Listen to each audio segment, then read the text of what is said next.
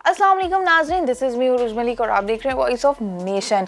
माना कि महंगाई बहुत बढ़ गई है और हर चीज़ पर टैक्स लग गया है, लेकिन यहाँ मैं आपको बताने वाली हूँ एक ऐसी बात कि ऐसी चीज़ पर भी टैक्स लग सकता है। जी हाँ, तो दोस्तों न्यूजीलैंड में गाय और भेड़ियों की डकारों पर भी टैक्स लगा दिया गया है।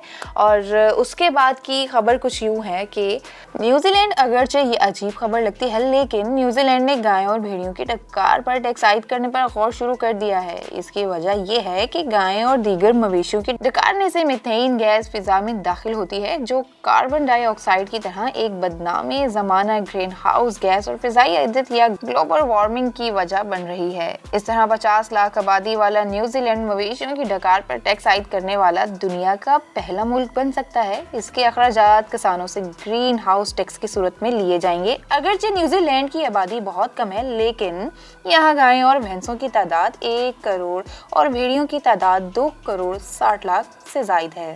जी जनाब, तो आपने देखा कि ऐसी चीज़ों पर भी टैक्स लग सकते हैं जो हम कभी सोच भी नहीं सकते थे।